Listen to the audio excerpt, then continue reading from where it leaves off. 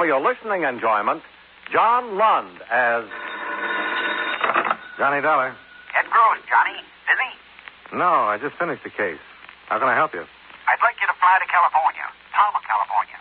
Investigate the death of a woman who was reported to have perished in a fire. Sara Deering. Sara Deering? That name has a familiar ring. The silent movie star. Oh, yeah.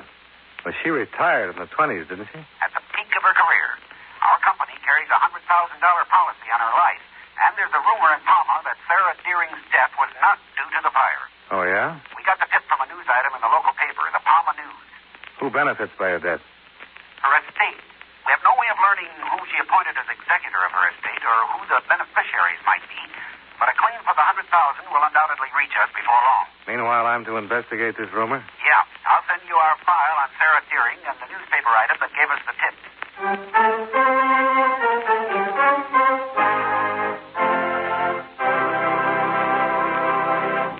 You know, many great men have attained the highest office in our land, the presidency of the United States. Can you guess the name of this man? During his 50 years of public service, he held almost every office the public could give him. He was born in Virginia in 1758. And at the age of 18, when he left college to enter the Army, his cabinet boasted the names of such distinguished Americans as John Quincy Adams and John C. Calhoun. When he was reelected in 1820, he carried every state in the Union and won every electoral vote except one, which was cast for John Quincy Adams. If you don't have his name by now, here are two more clues. During his presidency, the first public high school was started, and the first steamship crossed the Atlantic. Who was he? James Monroe, 5th President of the United States. His life is part of your American heritage.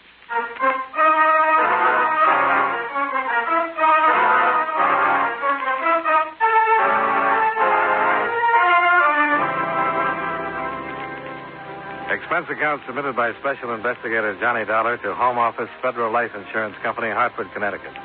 The following is an accounting of expenditures during my investigation of the Sara Deering matter. Expense account item 1. $153 plane fare and incidentals from Hartford to International Airport, Inglewood, California. I rented a convertible and drove to Palma, a little village perched high in the Santa Rosa Mountains, overlooking 1,000 square miles of Mojave Desert. I registered at the town's only hotel, then dropped around the offices of the Palma News.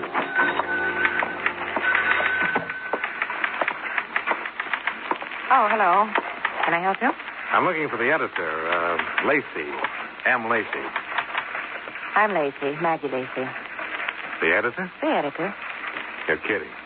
I wish you salesmen would think of a new approach. I'm just a little weary excusing the fact that I'm not a grizzled old character who drinks ink in his coffee. Miss Lacey. And I've got all the printing supplies I need. I'm sorry. Perhaps the next time you pass through. I'm here to talk about a news item, Miss Lacey. Which item? This one. Well, what about it? Well, it says that there are some rather peculiar circumstances, quote, surrounding the recent death of Palma's most famous citizen, Miss Sara Deering. These circumstances were discovered by the Palma News and brought to the attention of Dan Cox, County Sheriff. As of this writing, Sheriff Cox has chosen to ignore the evidence submitted by the news. Why? Unquote.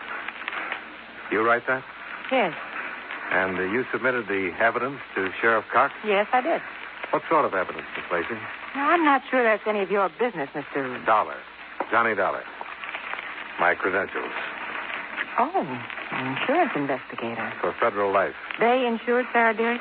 For $100,000. Who's the beneficiary, Mr. Dollar? Her estate.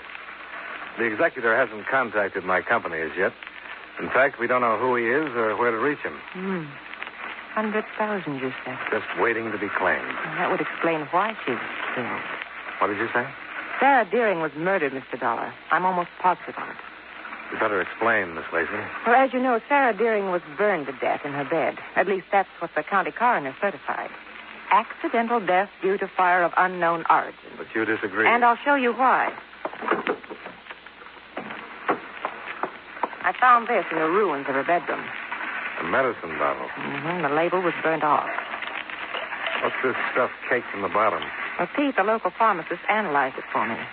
It's what's left of a very powerful sedative. Is this the evidence you submitted to the sheriff? Mm-hmm. And he said it wasn't anything to be concerned about. Now, listen, Mr. Dollar. The stuff in this bottle can only be purchased by prescription, and it wasn't purchased here in Palma. So? So I think those two men brought it. I think they drugged Sara Deering and then rigged up some kind of contraption that would start a fire in her bedroom after they got out of town. Hey, hold on. You left me with two men. What two men? The ones who come to see Sara Deering every year on the same day. Who are they? Nobody seems to know. They usually come together on the noon bus and leave town on the 6:20. I took a photograph of them last year. Plan to do a story on them someday, you know, from the angle of mysterious admirers make yearly pilgrimage to see ex-movie queen. Here it is. And these men appeared on the day of her death. Mm-hmm. They left on the 6:20, and the fire was discovered at 8. Any idea where they come from? Hollywood. I checked with the bus drivers. You've done a very thorough job, Miss Lacey.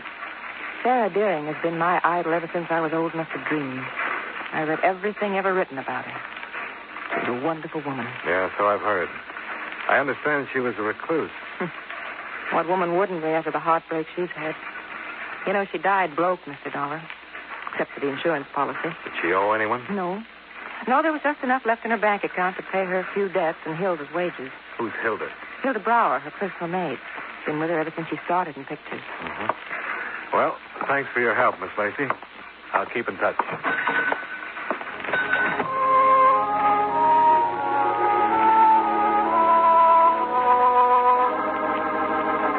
I found County Sheriff Dan Cox seated behind a well-ordered desk in his well-ordered office. He listened carefully while I explained the purpose of my call, and when I finished, he wagged his massive shock of silver-white hair. Oh, Mr. Dollar, I'm afraid your company has been misled by an overzealous newspaper woman. Sara Deering's death was accidental. What about the sedatives found in her room, Sheriff? Maggie Lacey claims they were prescription drugs not purchased here in Palma. Then Miss Deering must have purchased them elsewhere. A recluse who hadn't been off her estate for 20 years? Hilda Brower, her maid, went lots of places for Miss Deering. Mm-hmm. How about the two men who called on her the day of her death? Old friends, Mr. Dollar, came to see Miss Deering every year on her birthday. You know them, Sheriff? Yes. You care to give me their names? I would care, Mr. Dollar. They were friends of a very fine lady. I know she wouldn't want them to be annoyed because of some foolish rumors about her death. You seem very certain that it was accidental. It couldn't have been anything else. Sara Deering didn't have an enemy in the world. I get the impression that you knew her rather well. We were close friends, Mr. Dollar. I see. Sheriff, did you consider the possibility of suicide? Impossible. A woman who enjoyed living as much as she did doesn't take her own life. Yet she shut herself away from the world. And why not? Her fame had brought her most of what the world had to offer. She preferred solitude. Was she in good health, Sheriff? Sara Deering was always in delicate health, though she'd never admit it, especially to herself. I see. Was there an autopsy? The county coroner felt the circumstances didn't warrant an autopsy. And you agreed? Naturally, Mr. Dollar. I happen to be sheriff and county coroner.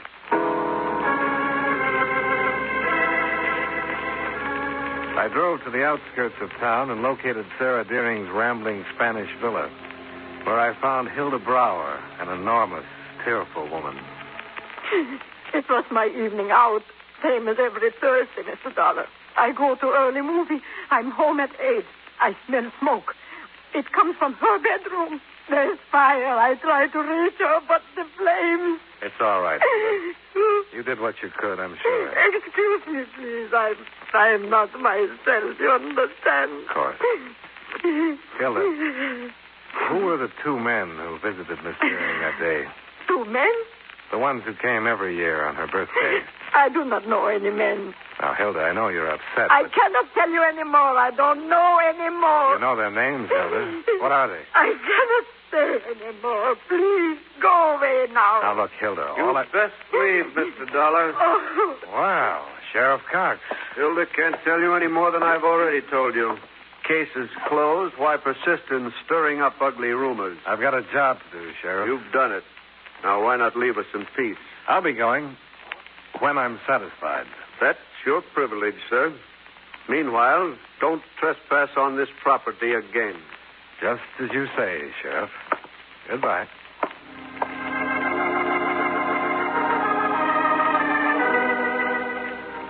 Sheriff Cox didn't bother to see me out, so I had a chance to pause in Sarah Deering's living room and study some photographs which had caught my eye earlier.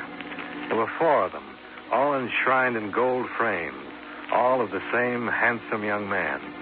The face was weak-mouthed, without character, and vaguely familiar.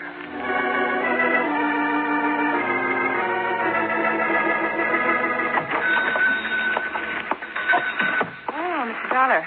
Back so soon? Any luck? I don't know yet, Miss Lacey. May I see the photograph of those mysterious visitors you showed me before? Oh, yes, of course. Here you are. You got a lead, Mr. Dollar. I think so. You see this man? The tall one? Mm-hmm. Well, there are 4 photos of him in Sarah Deering's living room.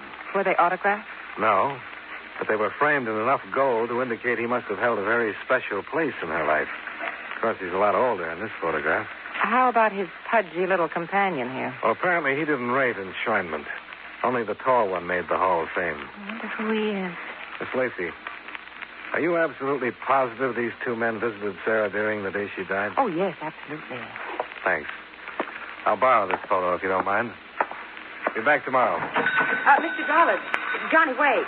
Yeah? Where are you going in such a lather? To the Hollywood Public Library to find a name for this face.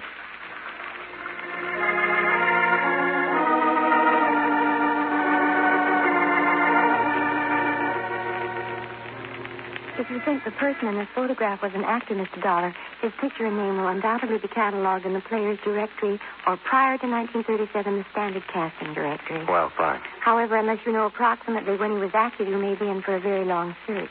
Oh? A new edition of the directory is published 3 times a year. Each contains hundreds of performers. I see. Well, dust off the 1923 editions. I'll work my way forward.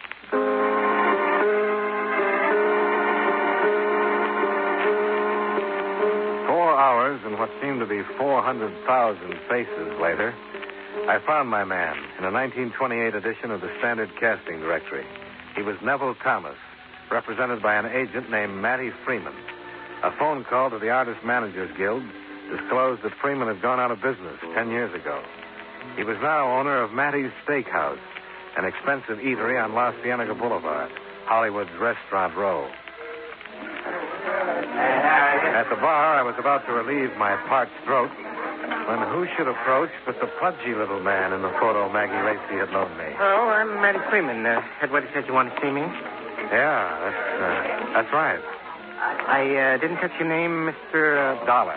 Johnny Dollar. Insurance investigator. What can I do for you? Well, I was looking for an actor you used to represent, Neville Thomas. But you'll do fine. For now. I don't understand. This photo give you a hint? Never one thing. Taken in Palma last year. What'd you get this? That's not what I'm here to talk about, Mr. Freeman. Okay, so you've got a photograph.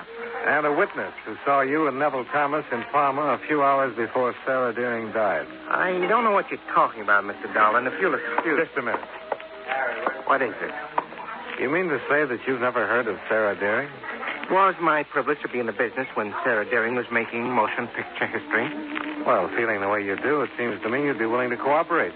How? Explain what you were doing in Palma the day Sarah Deering died. Why should I explain anything to you? I just thought maybe you'd like to clear yourself. What?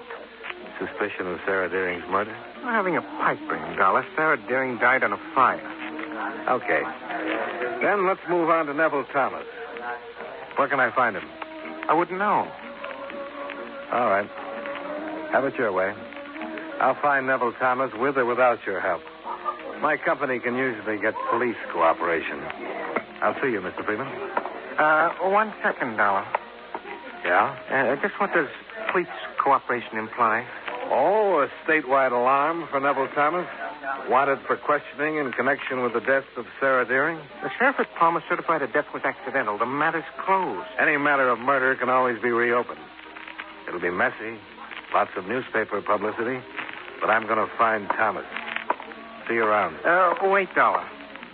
Yeah? Neville Thomas is in my office.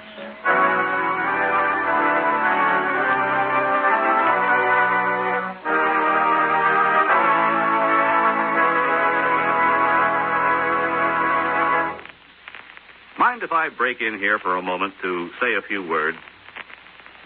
Just the other day, I was having lunch with a group of newspaper reporters. We were talking about the government and what goes into its operation when a thought struck me. It's a funny thing, I said. They call one branch of the government the State Department when it handles all of our foreign affairs. Can any of you fellows explain that? Well, one of the reporters who writes political news piped up and said, actually, the State Department does more than handle foreign affairs. It also publishes all of the laws that have been passed by Congress and issues all the passports and visas for anyone traveling outside the United States. Well, just then the waitress brought us our coffee, and she entered the conversation. Don't forget, she said, if you're ever on a quiz show, you can maybe win a trip to the moon by telling them that the State Department has the job of making sure the Great Seal of the United States doesn't get lost. And it acts sort of like a governmental Emily Post, too. Well, while she was making out our checks, she added this bit of information. Did you ever hear of the Division of Protocol? That's part of the State Department, too. It's the outfit that makes sure foreign diplomats who visit America get introduced the way they should and get seated in the right places at official dinners and things like that. Well, after she gave us all that information, we tipped her and went back to work. And now I think it's time we got back to our program.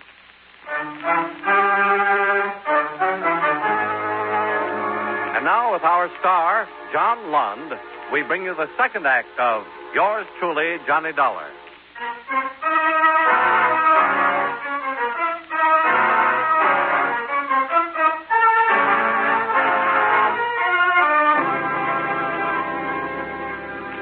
Matty Freeman led me back to his office with all the grudging grace of a kid surrendering a stolen apple. The man he introduced as Neville Thomas was still handsome, but branded with a bitter, down-at-the-mouth expression. You ask me if I knew Sarah Deering. Why, I was her leading man in 5 pictures, Mr. Dollar. She was a vixen, temperamental, the most exasperating woman in the world. But she had a great gift, Neville. A gift for stealing scenes, yes. When did you last see her, Mr. Thomas? Yes? All right. Excuse me, I'm wanted outside. I know you'll cooperate with Mr. Dollar, Neville. Don't worry, Matty.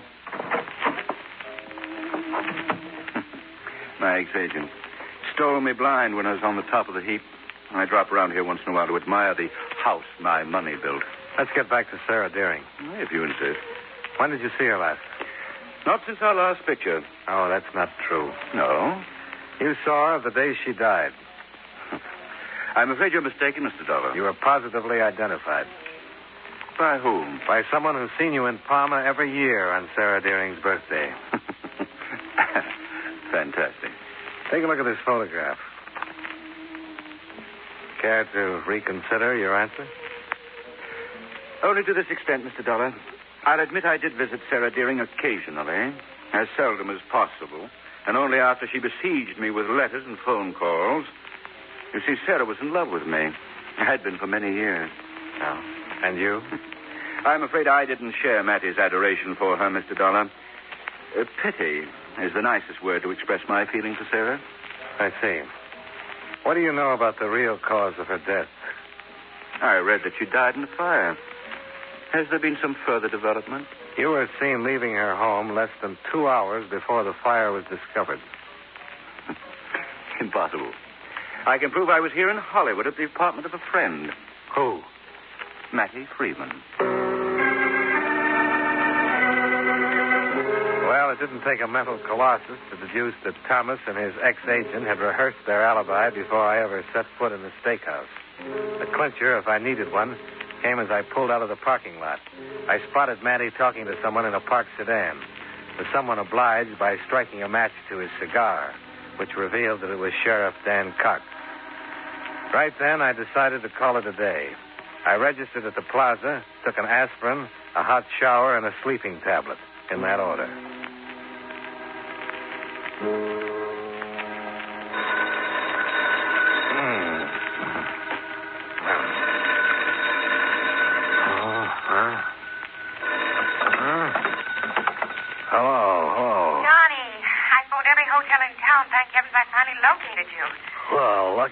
lucky you, whoever you are.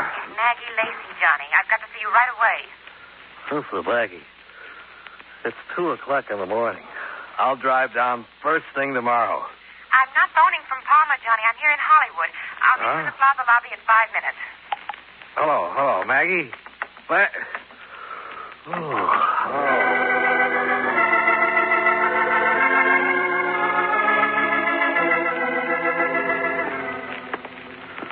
Say, Maggie. Johnny. Oh, you look awful. Well, I told you. I took a sleeping tablet. Oh, it's a blockbuster. Oh, my eyelids feel like lead sash weights. Come here. Let's sit down over here. Okay. Better, Maggie. Ooh, legs slappy. Well, when I missed you at the library, I decided to do a little research on Sara Deering. Well, good for you. Well, they have a wonderful Sara Deering scrapbook with all her news photos and clippings. I borrowed this. Hey, do these agonized eyes deceive me, or the people in this photo? Read the caption, Johnny. Relaxing with Miss Sara Deering beside her Hollywood swimming pool are the 4 lucky people to whom the motion picture star will someday leave her multi-million-dollar estate. They are, left to right, Miss Hilda Brower, her personal maid, Mr. Matty Freeman, her agent, Neville Thomas, her current leading man, and Dan Cox, her attorney. Think of it, Johnny. Sheriff Cox, the man who insists her death was accidental, is one of her heirs. Well, I'm not the least surprised. Well, I'll see you in the morning, Maggie. Well, Johnny, wait. Aren't you going to do something? Yeah. I'm going to point you toward the YWCA, then send a wire to my company. Well, wait quietly for an answer.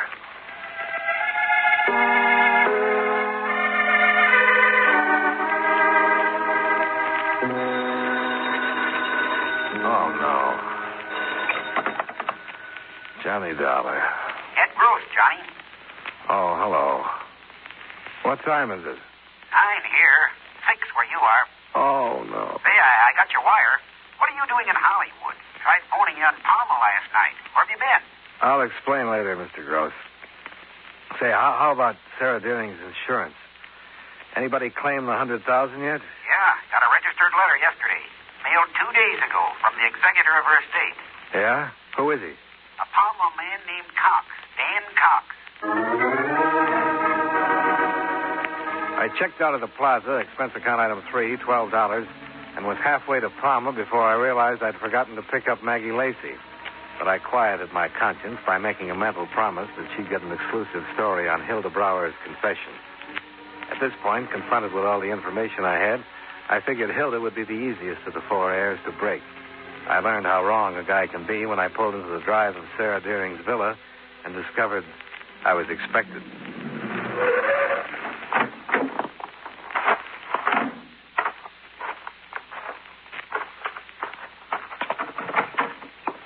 Come in, Mr. Dollar. Well, you do get around, Sheriff. Yes, you too, sir. Fortunately, your moves are fairly predictable. So you're here to see that I don't talk to Hilda again, hmm? Hilda is ill. She can't be disturbed.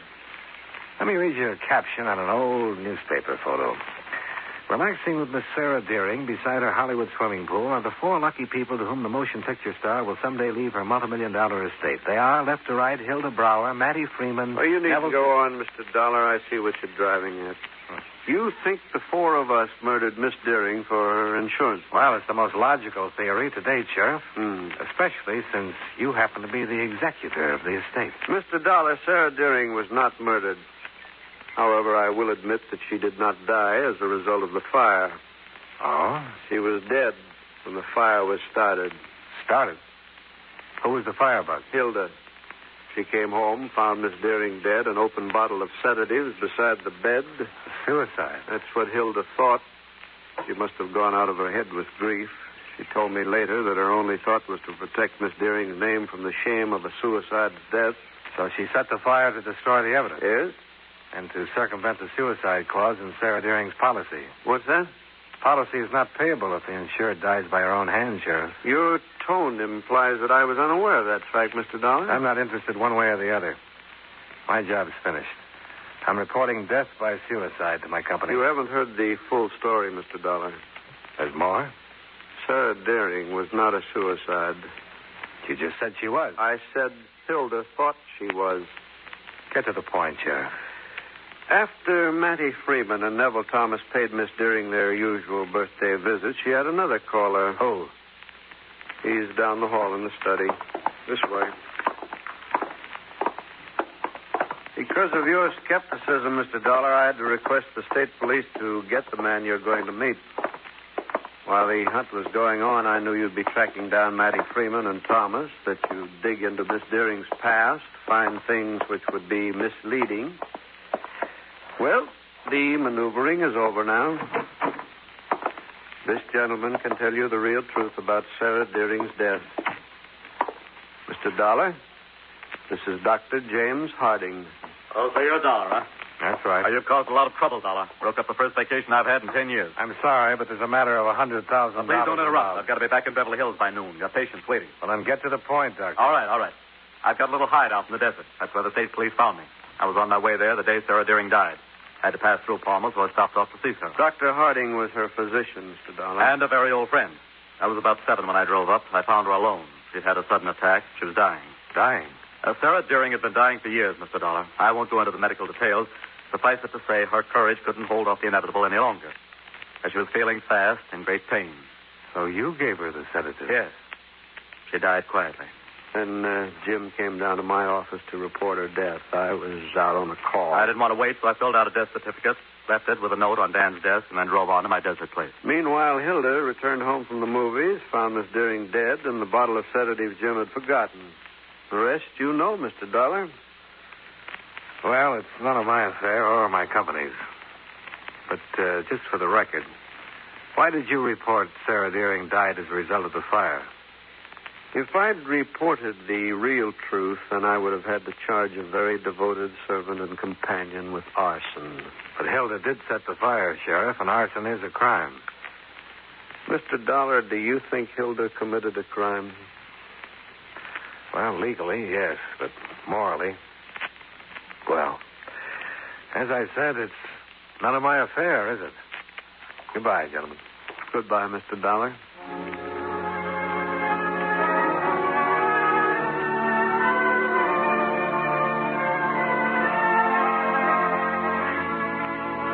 Expense account item number 4. $5 to check out of the Palma hotel room I never had the chance to use. Item 5, $51.75, gas, oil, and rental on the convertible. Item number 6, $150, plane fare and incidentals back to Hartford. Expense account total, $372.25. Yours truly, Johnny Dollar.